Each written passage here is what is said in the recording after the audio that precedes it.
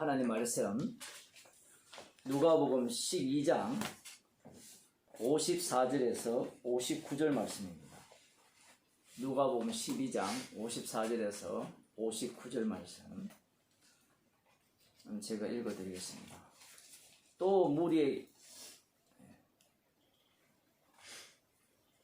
무리에게 이르시되 너희가 구름이 서에서 일어남을 보면 또 곧 말하기를 소나기가 오리라 하나니 과연 그러하고 남풍이 불물 보면 말하기를 심히 더우리라 하나니 과연 그러하니라.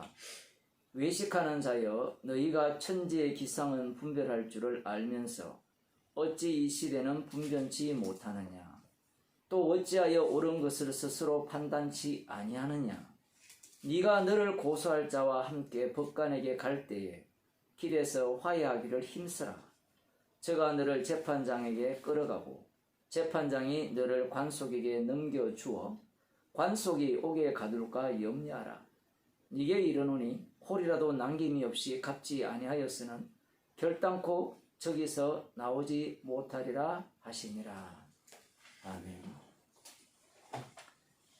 예수님의 말씀이 계속 되고 있죠. 지난주 예수님께서 이 땅에 오셨을 때 이 땅에 오신 목적이 우리 흔히 교회에서 하는 그런 말들처럼 세상을 구원하기 위해 오셨다.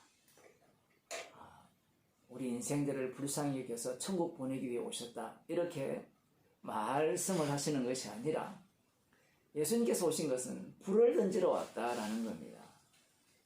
불을 던지러 왔다라는 것은 심판한다는 거죠.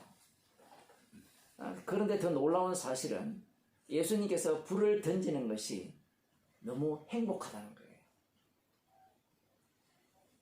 여러분이 만일에 이 집이 여러분의 소유라면 그 집이 불타면 기쁘겠습니까?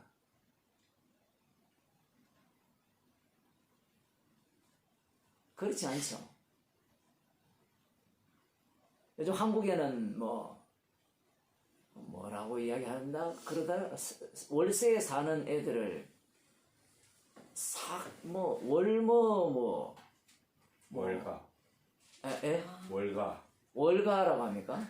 예. 그런 의미로 이야기하죠. 하여튼 월가, 그다음 전가. 빌라에 사는 사람은 빌머라 하고 빌간가. 하여튼 그다음 전세에 사는 애들을 전머라 하면서 이렇게 비꼰대요. 그리고 200만 원 월급 받으면 200충인가? 월급이 300만 원 받으면 300충이라 이렇게 비꼰다는데 대한민국에 300만 원 연봉 평균 받는 사람 몇 프로 되는지 애들이 아는지 모르겠어요. 어쨌든 그렇게 비웃는 애들이 자기 집이 불탄다 이러면 자기 집들은 적어도 몇십억짜리 집을 갖고 있겠죠. 그러면 그 집이 불탈 때 기뻐하겠느냐 이런 얘기입니다. 근데 예수님께서 오셔서는 이 불을 던지면서 이 불이 타는 것에 대해서 예수님이 기뻐하고 있다는 거예요. 그 이유는 예수님께서 이 세상을 만드신 목적은 아버지와 아들과의 언약을 이루기 위해서 만드셨고 그 언약은 십자가에서 완성되기 때문에 그렇습니다. 우리의 관심은 그런 데 있지 않죠. 이 세상에 불에 타서 없어지기를 원치 않습니다. 물론 돈이 없거나 사는 형편이 어려워서 빨리 이 세상 망했으면 좋겠다. 옛날에 그런 사람들 많았잖아요. 가난하고 어렵고 힘들 때 빨리 예수님 왔으면 좋겠다. 그래서 전재산도 얼마 안 되죠. 재산 버리고 산에 올라가는 사람도 있고 이쪽 동네도 많았다면서요. 예수님 곧 오신다 해가지고 산속으로 들어가고 지금도 마찬가지죠. 불에 탄다라고 했을 때 자신도 불에 탄다는 것을 그들은 상상을 못하는 겁니다. 그러니까 예수님의 말씀을 어떻게 이해하는가 하면 예수님이 불을 던지러 왔으니까 이 불을 던지시는 그 예수님의 말씀을 내가 제대로 파악하고 이해해서 그 다음에 그 불심판을 내가 모면해보자. 이런 생각밖에 없는 겁니다. 오늘 본문에 보게 되면 예수님께서 또 우리에게 말씀하시거든요. 물론 제자와 이렇게 번갈아서 말씀하시는데 너희가 구름이 서에서 일어남을 보면 곧 말하기를 소나기가 오리라 하나니 과연 그러하고 남풍이 불물 보면 말하기를 심히 더우리라 하느니 과연 그러하니라. 우리 어릴 때는 제가 어릴 때 제가 살던 동네와 서울은 달랐죠. 아무튼 간에 뭐 제가 살던 동네는 거의 뭐 80년대 후반까지 90년대 초반까지도 아궁이가 다 있었고 뭐 부를 때는 그런 동네였으니까 어릴 때 그런 생각이 많이 나요.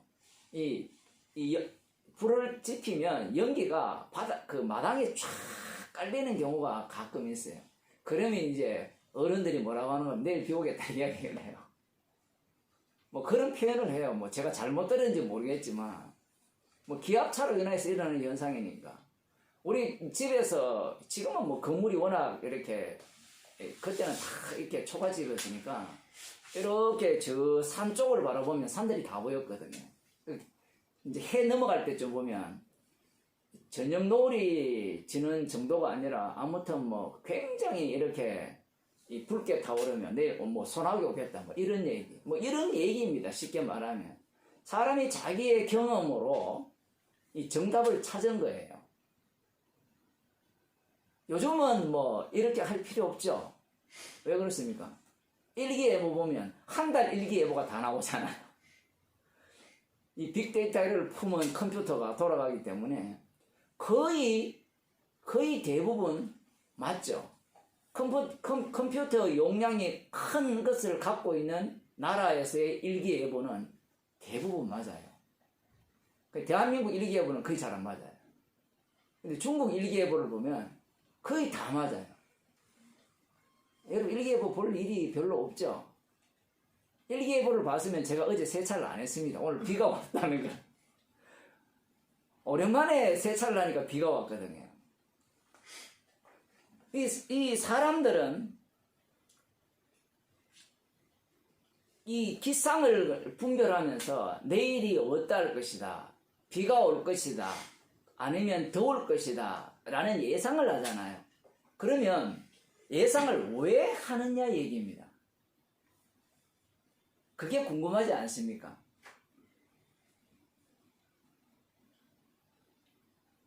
예비하는 거예요. 일기예보를 미리 본다는 것은 내일 내가 무슨 일을 할 때 이 일기의 영향에 따라서 어떻게 움직여야 되고 우산을 준비할지 말지 세차를 미리 할지 말지를 예상하는 거죠. 지금 예수님께서 단순히 기상은 분별할 줄 알면서 시대는 왜 분별치 못하느냐 이 지적을 하는 것이 아니라 인간이 갖고 있는 근본적인 이 마음속에 깔려있는 그 사고방식을 예수님은 지금 지적하는 거예요. 사람은 내일을 알게 되면 그 내일에 대한 만반의 준비를 해서 그 내일에 일어날 일을 피하려고 하고 내일 왜 피하는 이유는 간단하죠. 내한테 손해가 되기 때문에 나에게. 달리 말하면 피하는 이유는 나에게 이익되게 하기 위해서 피하는 겁니다. 그래서 앞날에 대해서 사람들은 매우 민감하죠. 애들도 시험을 치잖아요. 그럼 공부를 하는 이유가 뭐예요? 선생님이 문제 낼 것을 미리 다 안다면 공부할 게 간단하죠. 답만 외우면 되잖아요. 우리 옛날에 그 시험 칠 때 공부 안 하는 애들 있거든요. 답지 주면 5분 만에 써내고 나가는 애들. OMR 카드에 다 1분만 적어요. 좀 머리 나쁜 애들은 1번 10개, 2번 10개 나눠서 쓰다가는 진짜 빵점 맞아요. 그런데 1분만 다 쓰면 25개 중에 그 당시는 사지 선답이니까 4개 중에 하나니까 4분의 1은 맞거든요. 주관식 5개 빼버리면 20개 중에 5개는 맞는 거예요. 자기가 공부 안 하고 막 나름대로 풀면 빵점이에요. 뭐 그렇게 쓰는 경우가 있는데 준비를 미리 하면 시험을 치더라도 두렵지가 않죠. 어떤 문제가 이렇게 출제되든 간에. 그래서 애들 같은 경우에는 준비가 철저히 되었을 때는 시험에 대한 두려움이 없습니다. 시험에 대한 두려움이 없고 거기에 대해서 당당하게 이렇게 시험을 치려고 이제 칠 수 있다라고 생각을 하는 거예요. 모든 사람들이 그런 겁니다. 그 앞날에 대해서 내가 만반의 준비를 하고 그리고 그 날에 시험이라는 것은 이게 범위가 정해져 있으니까 인생은 범위가 없잖아요. 또 시험도 마찬가지예요.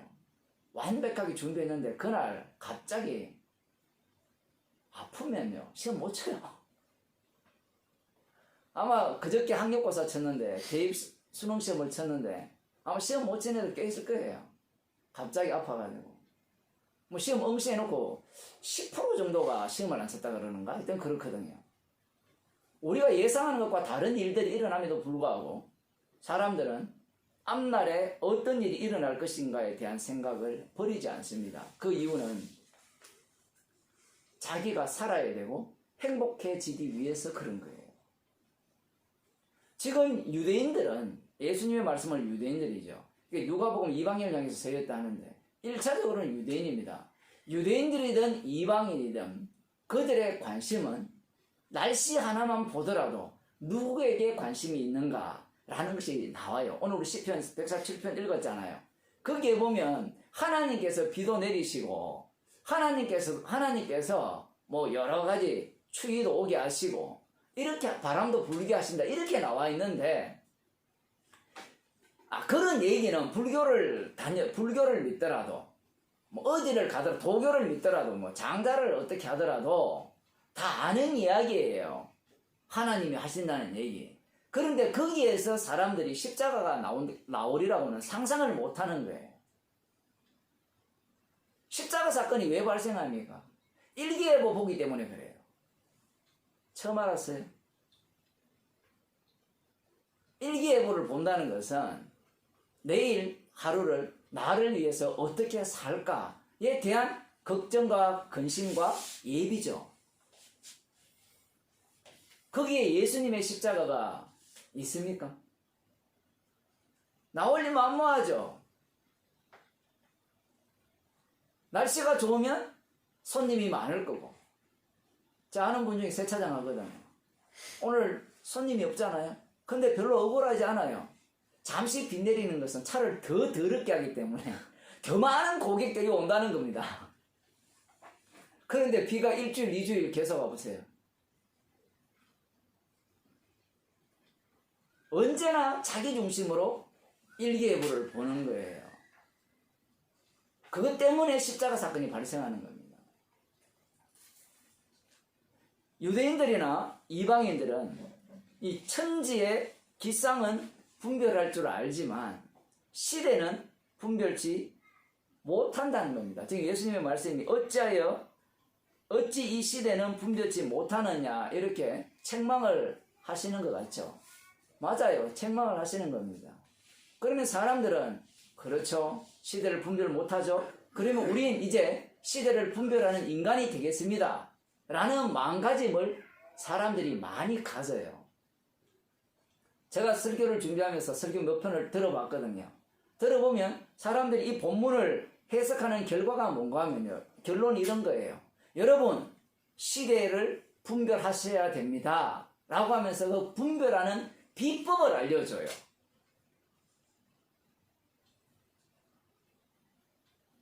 비법을 알려주는 순간 이 본문은 날아가야 되죠. 왜 그렇습니까? 이 본문이 할 일은 다 끝났잖아요. 비법을 알려줬잖아요, 벌써. 그러면 그렇게 비법을 들은 사람은 시대를 분별치 못하느냐 이 말씀을 피해가죠. 이 말씀은 나와 상관이 없네? 왜 그렇게 해석을 하는가? 똑같은 원리예요. 천지의 기상을 분별하는 방식과 성경을 해석하는 방식이 같은 거예요. 성경을 왜 읽고 성경 말씀의 뜻을, 예수님의 말씀의 뜻을 왜 알려고 하느냐 이 얘기입니다. 알려고 하는 이유가 있어요. 구원받고자 하기 위해서예요. 천국 가고 싶어서 그런 거예요. 오늘 또 수많은 교회가 예배를 드릴 거 아니에요. 설교를 할 거 아니에요. 그 설교의 핵심이 뭐겠습니까? 여러분, 오늘도 여러분에게 비법을 알려드리겠습니다. 이 비법을 알면 여러분은 시대를 분별할 인간이 될 수 있습니다.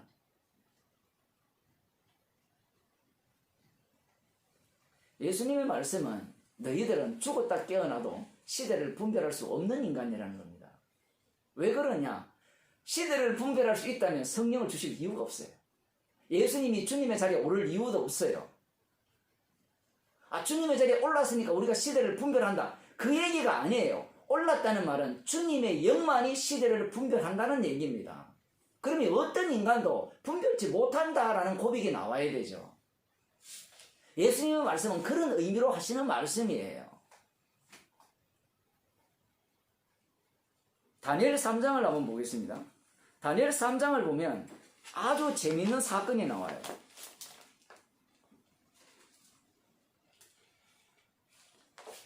여러분이 잘 아시는 5장을 보겠습니다. 5장을 보면 아주 재미있는 사건이 나오는데 여기에 어떤 사건이 나오는가 하면 이 벨사살 왕이 느부갓네살 왕의 아들인데 그 아버지 때에 일어난 사건들을 들어서 다 알고 있어요. 제가 이 말씀을 준비하면서 생각을 해봤어요. 이 벨사살 왕의 아버지가 느부갓네살 왕이고 느부갓네살 왕이 어떤 경험을 했습니까? 자기가 꾼 꿈과 실제와 그리고 사드락과 메삭과 아벳느고 그리고 다니엘의 어떤 사건들 이런 것들이 복합적으로 다 일어났잖아요. 그러면 그 아들 벨살살 정도가 된다면 이 다니엘에 대해서 어떻게 대우해야 되는가? 늘 그의 말에 귀를 기울이지 않을까라고 우리가 예상을 하죠. 그런데 이 본문을 보게 되면 그렇지 않다라는 사실을 알 수 있습니다.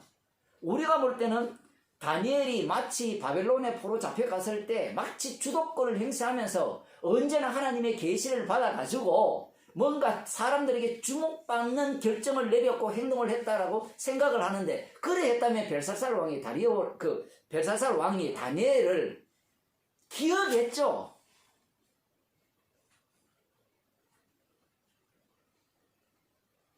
물론 다니엘이 그래 했다 할지라도 인간이라는 것은 기적이라는 것도 연속이 되면 익숙해져요. 그러면 아무것도 아닙니다.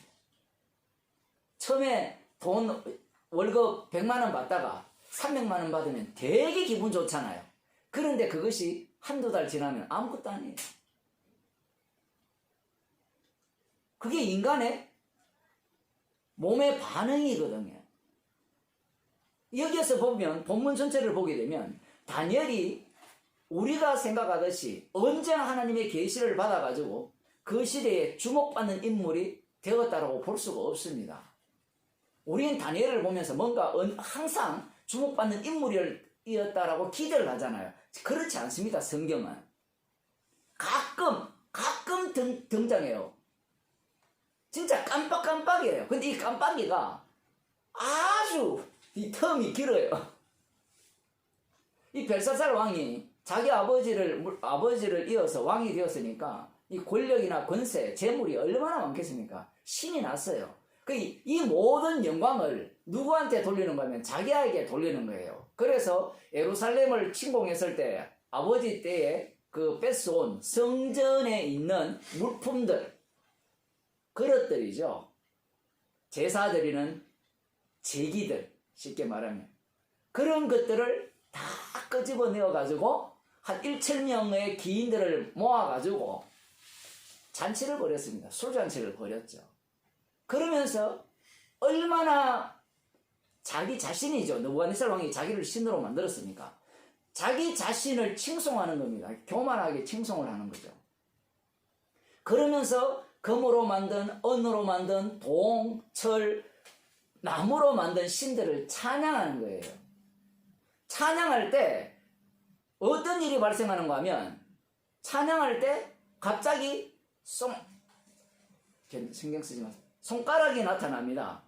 손가락이 나타나서 어떤 일을 벌이는가 하면 글자를 씁니다. 글자를 쓰는데 아무도 못 알아봐요.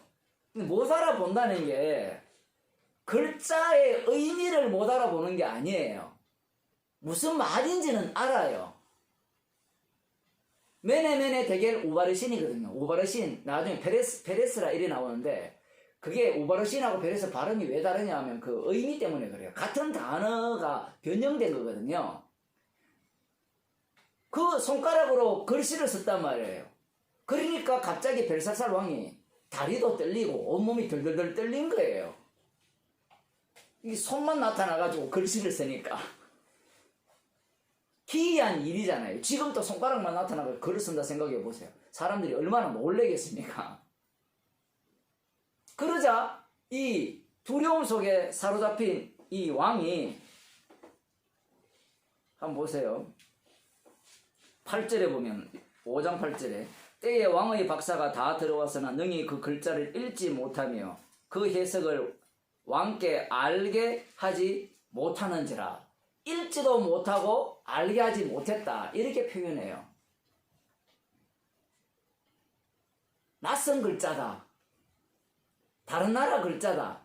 뭐 이렇게도 볼 수 있겠죠. 그런데 여기에서의 의미는 읽는다 해도 해석 자체가 성립이 안 되는 글자라는 겁니다. 왜냐하면 다니엘이 해석하는 걸 보면 특별한 게 없거든요. 물론 거기에 추가되는 건 있어요. 당신의 기한이 다 찼고 하나님 보시기에 저울에 달아보니까 하나님 보시기에 부족함이 되어서 당신의 나라를 우바르신이라는 당신의 나라를 메테와 페르시아에게 나눠주겠다. 넘기겠다. 이게 손으로 글씨를 쓴 내용이에요. 지금 우리 이 성경을 읽는 우리에게는 별로 감흥이 없어요. 놀랄 일도 없고. 근데 여기에서 오늘 본문과 연관되는 내용이 나옵니다. 어떤 내용이 나오는가 하면 다른 사람들은 모두가 다 이게 모르겠다, 해석을 못하겠다 이렇게 하고 있고 왕은 덜덜 떨고 왕이 떠니까 주변 사람들이 다 어떻게 돼요? 모두가 다 두려움 속에 사로잡힐 수밖에 없겠죠. 아무리 이 벨사살 왕이 이 글자를 이렇게 읽고 해석을 내게 보이면 자주옷을 입히고 셋째 자리까지 준다라고 이렇게 뭔가 상급을 내어놓아도 우리 같으면 구라라도 칠 건데 거짓말 쳤어라도 어차피 모르잖아요. 그런데 아무도 여기에 대해서 해석을 할 수 없고 읽을 수도 없었다 이렇게 표현합니다. 그때 이 태후가 등장합니다. 태후가 등장해서 뭐라고 이야기를 하는가 하면 왕과 그 기인들의 말로 인하여 잔치하는 궁에 들어왔더니 이에 말하여 가로되 왕이여 만세수를 하소서. 왕의 생각을 번민케 말며 낯빛을 변할 것이 아니라는 거예요. 왜? 정답을 이것을 읽고 해석해 줄 사람이 있다라는 겁니다. 이 태후의 말이 굉장히 중요합니다. 왜 중요한가 하면요. 태후가 다니엘의 해석을 어떻게 이해하느냐, 그 다니엘을 어떻게 바라보느냐, 그 안목이 이전에 느부갓네살 왕과 같은 안목인 거예요. 걱정하지 말라는 겁니다. 읽고 해석해 줄 사람이 있다는 거예요. 그러면 이 태후 생각은 이런 거죠. 다니엘이라는 사람을 불러가지고 그 왕의 시대에 아주 지혜롭고 총명하고 명철한 사람이니까 얼마든지 하나님의 신이 그 속에 있는 사람이니까 얼마든지 이거를 읽고 해석할 수 있습니다. 라는 이야기입니다. 자, 그런데 그렇게 말한 뒤에 생략된 게 있죠. 어떤 얘기입니까? 뭐가 생략됐어요? 읽고 해석을 해주면 문제의 근원을 어떻게 했어요? 파악을 했죠. 맞죠? 파악을 했으면 그 다음 그 문제를 피할 수 있다라는 이야기입니다. 태호가 하는 말이 그 얘기예요.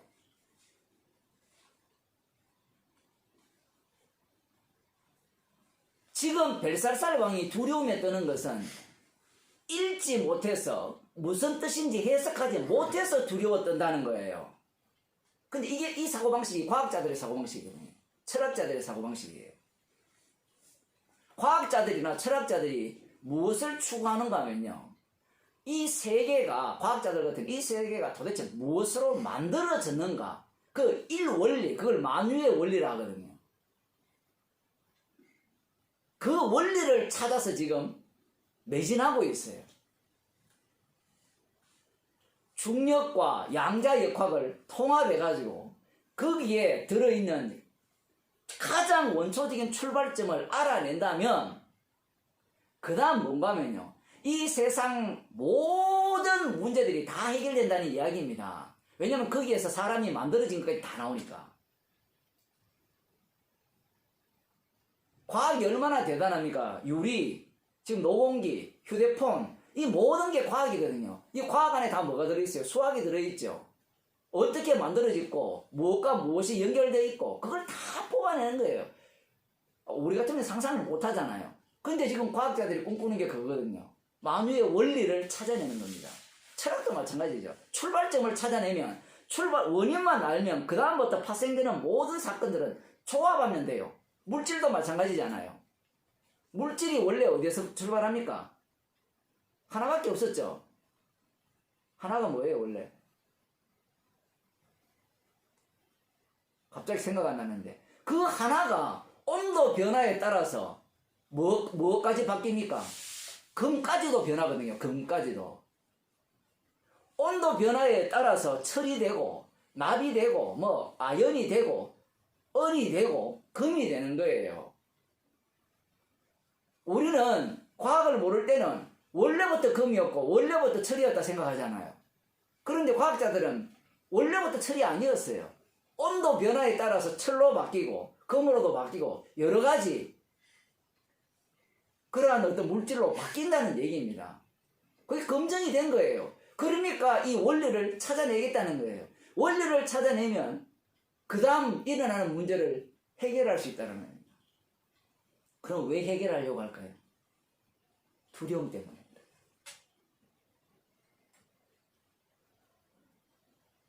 그냥 연구하는 게 아니에요. 그걸 풀어내면 무엇과 같이 함께 가는가 하면 인간이 꿈꾸는 세계, 에덴 동산을 만들 수도 있는 겁니다. 영생도 만들 수 있는 거죠. 지금도 엄청나게 과학이 발전했잖아요. 얼마 있지 않으면 200살까지 살 거예요. 돈 없는 사람은 빨리 죽어요, 무조건.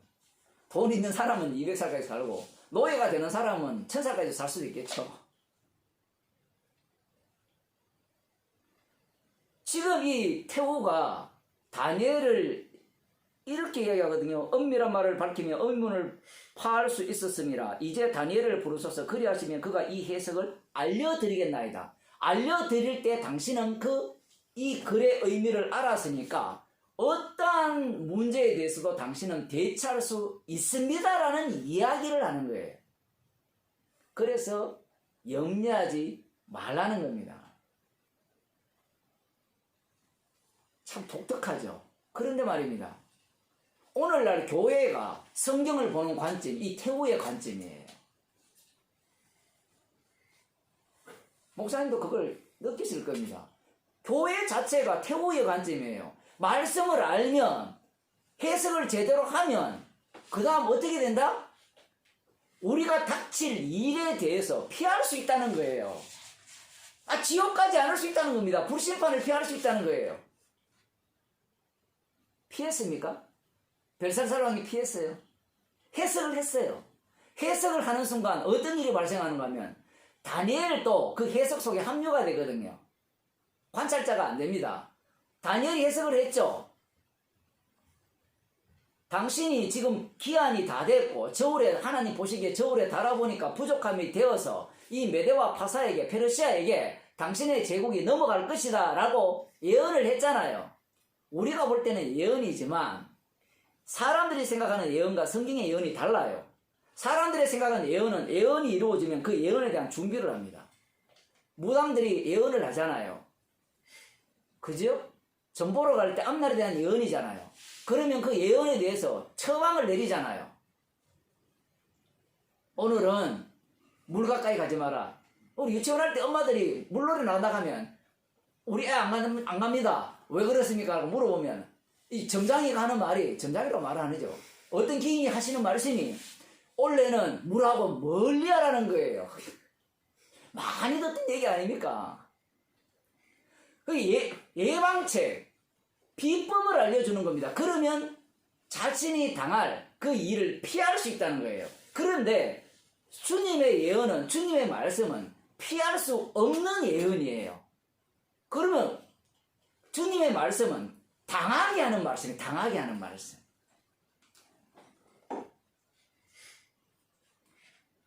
그 말씀대로 그날 밤에 벨살살은 죽습니다. 피할 수가 없어요. 그런데 사람들이 성경을 보는 그 관점은 피할 수 있다는 거예요. 예수님 당시에 유대인들이 구약 성경을 얼마나 잘 알았었겠습니까? 몰랐던 게 아니에요.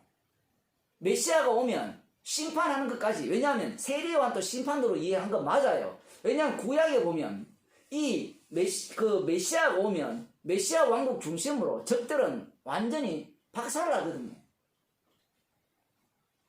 그 정도까지는 그들이 알고 있단 말이에요. 그런데 그 말씀들을 그들은 어떻게 이해하는가? 천기분별하는 식으로 이해하는 거예요. 그럼 예수님이 왜 시대에는 분별치 못하느냐? 라고 했을 때 그들은 무슨 말인지 못 알아듣죠. 아이고, 우리가 시대를 분별치 못하다는요. 그럴 것 같았으면 우리가 메시아를 기다리지 않았죠. 말씀대로 살지 않았습니다. 안식일 안 지켰어요. 우리는 시대를 분별했어요. 메시아가 올 것이라는 약속을 기다리면서 이때가 바로 종말의 때고 이때가 곧 종말이 도래하는 그 시대, 메시아가 올 것이다, 다윗의 자손이 올 것이다라는 그런 기대를 갖고 살아가는 그러한 삶을 살고 있었던 거예요. 우리는 성경을 읽을 때 이런 걸 다 빼버리고 읽어버리니까 시대를 분별치 않았다라고 곧장 공격하거든요. 목사들 설교를 한번 들어보세요. 다 그렇게 이야기를 합니다. 시대를 분별했다니까요. 어떤 방식으로? 다니엘서 5장에 나오는 이 벨살살 왕의 태호의 방식으로. 그런데 인간들이 이렇게 해석하는 방식보다 더 좋은 방식이 어디 있느냐 이거예요. 오늘 아침에 어떤 분의 설교를 들었는데, 침례교회 목사인데, 험정령, 킹제임스 버전으로 이렇게 성경을 해석하면서 쭉 하는데, 11조에 대한 이야기를 하거든요. 그래서 뭔가 새로운 게 있는가 싶어가지고 들어봤어요. 한 54분 설교인데, 들어보니까 이 사람의 설교가 왜 사람들한테 매력이 있는가 하면요, 모든 게 다 논리와 합리로 설명을 해요. 11조를 이야기하면서 11조는 구약에 어떤 용도로 사용되는가 하면 12지파가 한 지파를 먹여 살린 겁니다. 11지파가 11이 머나셋이니까 11지파가 한 지파를 먹여 살리는 게 11조였다는 거예요. 그게 아니에요. 형식은 11지파가 한 지파를 먹여 살리는 거였지만 실제로는 레인의 희생이 그들을 살린 거예요. 나중에 그 민수기에 보면 인원 체크를 할 때 보면 레인들 숫자와 저 지파들에 나오는 그 백성들의 그 숫자를 1:1 대응 관계로 해서 모자라는 부분은 뭡니까? 하나님께 드릴 제물로 대체를 해요. 그러니까 레인들 하나가 제물입니다. 제물. 이스라엘 백성에 대한 제물 기능을 하는 거예요. 그걸 다 설명할 수 없으니까 그걸 이제 갖고 와서 뭐라는 거면 신약의 교회 헌금은 똑같은 원리라는 거예요. 교회를 하려면 자기가 이제 교회에 이전을 하는데 원래 400이 들어가는데 그러려면 우리는 11조가 되려면 최소한 뭐가 돼야 돼요? 400만 원이 나와야 되니까, 헌금이 400만 원이 나와야 되니까 그 운영하려면 내야 되지 않느냐는 얘기예요. 교회를 뭘로 보는가 하면 사회단체로 봐요. 설교는 거창하게 하죠. 십자가에서 11조를 다 이루었다, 이렇게 이야기를 하는 거예요. 십자가에서 11조가 완성되었다라고 하면 십자가를 전해야 되지, 완성된 십자가를 전해야 되지, 왜 조직을 이야기해요? 조직 운영을 이야기해요. 그 사람들한테 먹히는 거예요. 교회라는 것은 뭐 조직이기 때문에 그 유기적인 조직이 돌아가려면 돈이 나와야 되고, 그러면서 성경에 있는 말씀은 다 끌어당겨요. 일하는 소에게 망을 씌우지 말라는 것은 어찌, 사도 바울 이야기잖아요. 어찌 소를 위함이냐, 복음을 전하는 자들을 위함이지 않느냐. 그러면서 이 사람이 처음부터 무슨 얘기를 하는가 하면, 헌금을 할 때는 인색함으로 하지 말고 기쁨을 하래. 그 이야기부터 해버려요. 아주 교묘하죠. 이런 얘기를 이 사람들이 왜 그런 식으로 성경을 해석하는가 하면, 성경 해석 자체가, 성경 자체가 비법으로 보기 때문에 그래요. 지금 이 태후의 이 다니엘에 대한 이해 방식, 이 방식이 이 세상 사는 모든 인간들의 사고방식이에요. 자, 그럼 조금 더 오늘 본문 봅시다. 그래서 또 어찌하여 옳은 것을 스스로 판단치 아니하느냐. 예수님의 말씀은 너희들은 어느 누구도 이 의로운 것에 대해서는 판단할 수 없다라는 겁니다. 그러면 의로운 것은 누가 판단합니까? 성령이 와야 되죠. 성령이 오게 되면 무엇이 의인지가 명확히 밝혀지죠. 그럼 성도는 죄인이 되죠. 아들의 죽으심을 증거하기 위한 죄인. 죄인으로서 주님이 어떻게 했습니까? 자기의 피로 의롭게 만들었잖아요. 사람들은 이 본문도 똑같은 방식으로 해석하는 거예요. 이제는 우리는 의로운 것을 제대로 판단해야 됩니다. 그걸 제대로 판단할 수 있습니다. 그런 얘기가 아닙니다. 판단할 수 있는 얘기가 아니에요.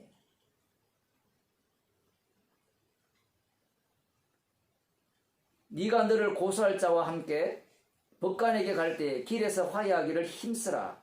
저가 너를 재판장에게 끌어가고 재판장이 너를 관속에게 넘겨주어 관속이 오게 가둘까 염려하라. 예수님의 말씀이 너무 급변적이에요. 왔다 갔다 하는 것 같아요. 갑자기 심판 이야기를 합니다.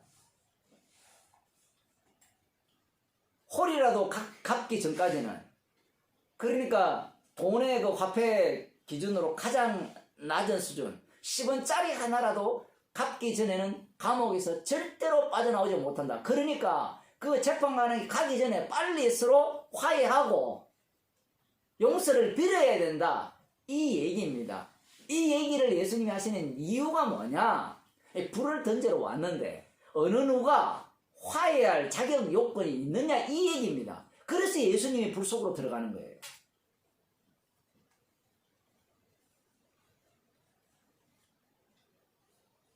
예수님께서 이 말씀을 하시는 이유는 십자가 증거예요. 십자가 복음을 증거하는 건데, 사람들은 이런 말씀들을 보면서, 자, 홀이라도 갖기 전에는 우리가 감옥에서 빠져나올 수 없으니까 우리가 주님께 충성되지 못한 부분이 있으면 더 충성을 해야 되고, 더 충성해야 되고, 더 열심을 해야 되고, 봉사를 해야 되고, 헌신을 해야 됩니다. 라고 이야기를 하는 거예요.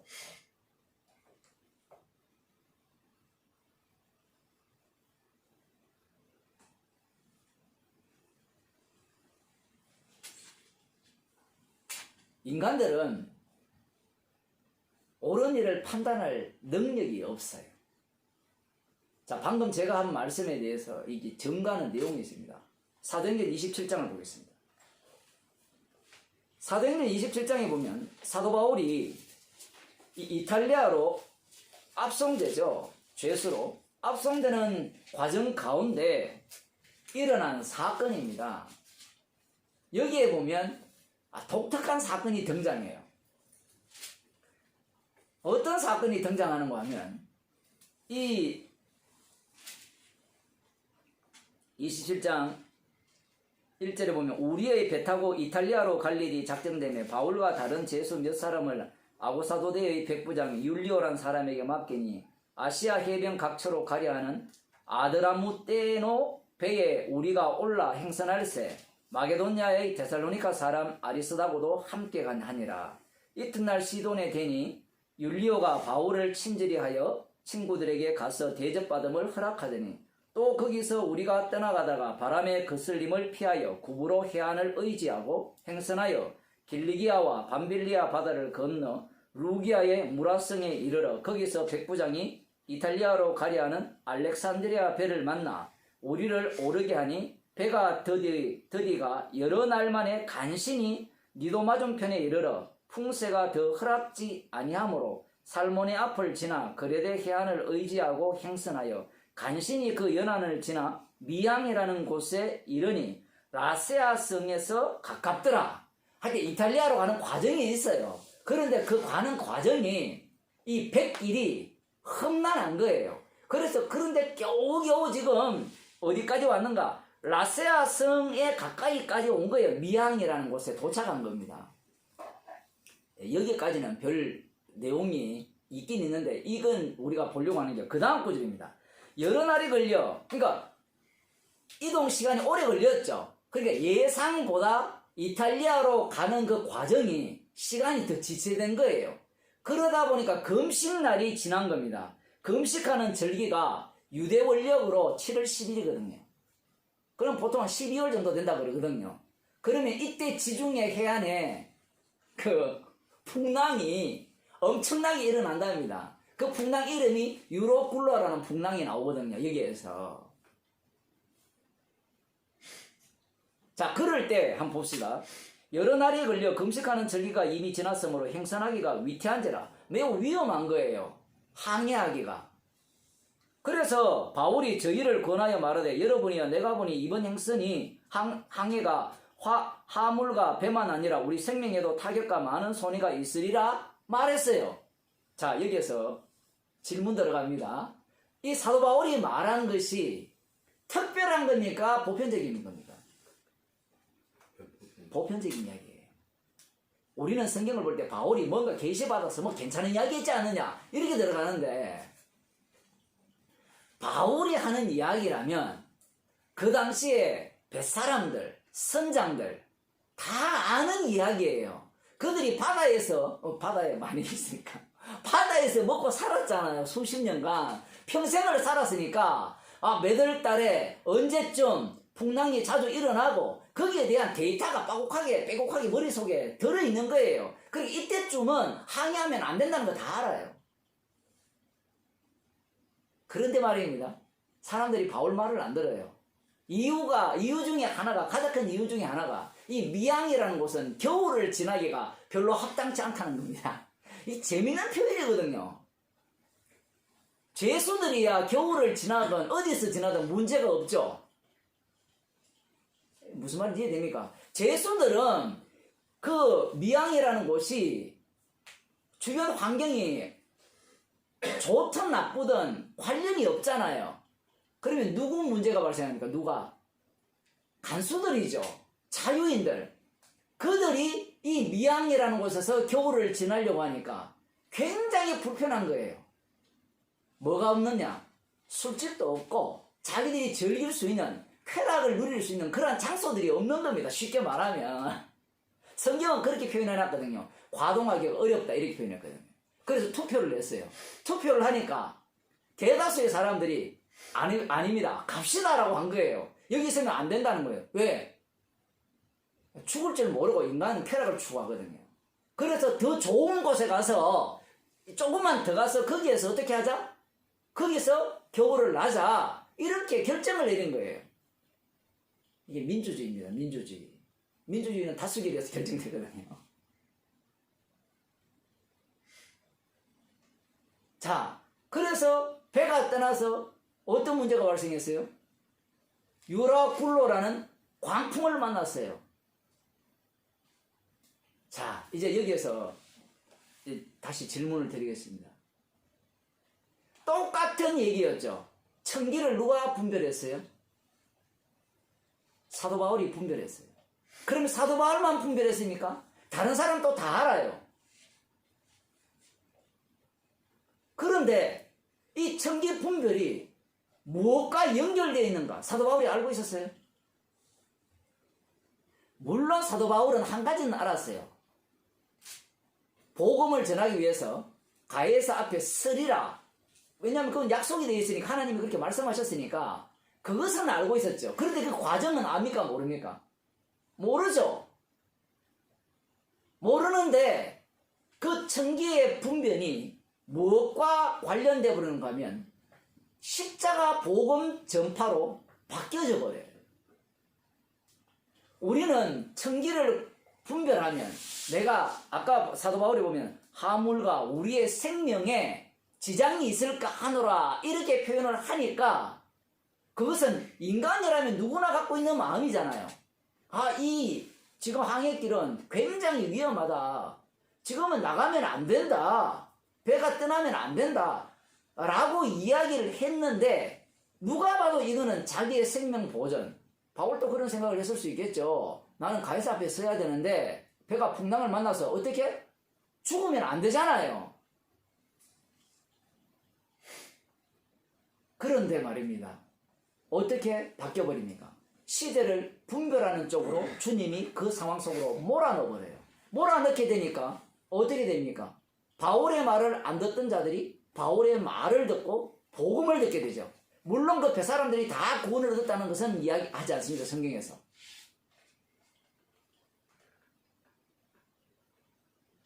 복음을 전파하기 위한 주님의 기상변화예요. 성경이 희한하죠. 우리는 당하는 겁니다. 무슨 얘기인가 하면 그냥 바울처럼 평소대로 살면 되는 거예요. 예보 보고 내일 비 올 거니까 외출할 때 우산 들고 다니고 날씨 좋으니까 야외에 놀러 간다든가 소풍을 다 가는 겁니다. 그걸 보면서. 그런데 주님은 그 상황을 무엇으로 바꿔치기 하는 거면 주님이 말씀하신 그 시대를 분별하는 쪽으로 성도를 만들어버려요. 바꿔치기 합니다. 그걸 당하게 하는 거예요.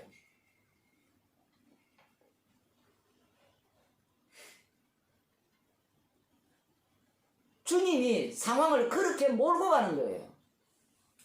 그러니 오늘 말씀을 통해서 우리가 시대를 분별하자. 옳은 것을 판단하자. 홀이라도 다 갚기 전에는 감옥에서 나올 수 없으니까 다 갚자. 감옥에 그 재판장에 가기 전에 빨리 계산해서 결제를 끝내자. 이런 사고방식은 성립 자체가 불가능합니다. 그게 불을 던지러 오신 주님의 위력이에요.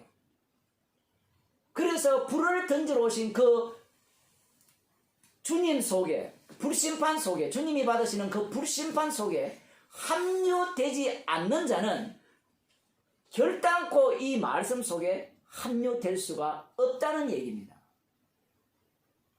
그럼 어쩌란 말입니까? 어쩌겠어요. 그냥 살아야 되죠. 사람들은 다시 말씀드립니다만은 말씀을 통해서 비법을 찾아내려고 하거든요. 준비를 하려고 해요. 근데 그 준비 자체가 주님 앞에는 어떻게 사용되어집니까? 준비하지 말라는 얘기가 아니에요. 다니엘도 예언을 했는데 자기도 그 속에 당하는 겁니다. 바울도 똑같아요. 분명히 위험하다 했는데 위험 속으로 주님은 집어넣어버리죠.